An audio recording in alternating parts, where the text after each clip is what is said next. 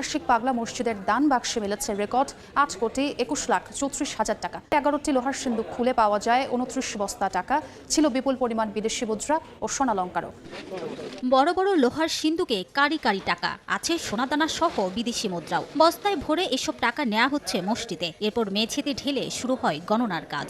এবার 3 মাস 14 দিন পর খোলা হয় কিশোরগঞ্জের পাগলা মসজিদের 11টি সিন্দুক, মেলে 29 বস্তা টাকা। এরপর স্থানীয় প্রশাসনের উপস্থিতিতে গণনায় অংশ নেন 3 শতাধিক মানুষ। গণনা শেষে সেনা ও পুলিশ প্রহরায় ধাপে ধাপে টাকা পাঠানো হয় ব্যাংকে। দর্শক, আপনারা যারা কিশোরগঞ্জ পাগলা মসজিদে আসতে চান তাহলে আপনারা প্রথমে কিশোরগঞ্জ সদরে আসবেন, কিংবা কিশোরগঞ্জ বড় ফুল জেলখানার মোড় আসবেন।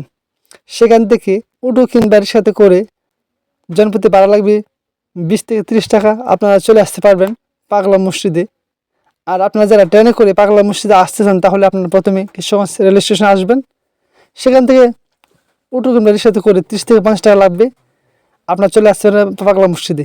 আপনারা যারা ঢাকা, নরসিংদী, ব্রাহ্মণবাড়িয়া, সিলেট, হবিগঞ্জ এবং চিটাগাং থেকে আপনারা যারা আসতেছেন তাহলে আপনারা প্রথমে ঢাকা সিলেট মহাসড়কে বড় বাসে নামবেন। নেমে এখান থেকে কিশোরগঞ্জগামী বাসে উঠবেন। কিশোরগঞ্জ বড় ফুল কিংবা জেলখানা মোড় নামবেন। নেমে 20 থেকে 30 টাকা লাগবে। সেখান থেকে পাগলা মসজিদে আপনাকে যে কোনো রিক্সা উঠে নিয়ে যাবে। আর আপনারা যারা ময়মনসিংহ, টাঙ্গাইল, নেত্রকোনা, নান্দাল চৌরাস্তায় আসবেন, নান্দাল চৌরাস্তা থেকে 20 থেকে 30 টাকা লাগবে বাসে করে। আপনি চলে আসবেন কিশোরগঞ্জ সদরে বড় ফুলে। বড় ফুল থেকে আপনাদেরকে লাগবে বড় ফুল কিংবা কিশোরগঞ্জ গাইটেল বাস স্ট্যান্ডে। গাইটেল বাস স্ট্যান্ড কিংবা বড় ফুল থেকে আপনাকে জনপ্রতি ভাড়া লাগবে 20 থেকে 30 টাকা ভাড়া। সেক্ষেত্রে আপনারা চলে আসবেন পাগলা মসজিদে। দর্শক, ভিডিওটি কেমন লাগলো তা কমেন্ট করে জানান। আর ভিডিওটি ভালো লাইক করুন এবং চ্যানেলটি সাবস্ক্রাইব করুন।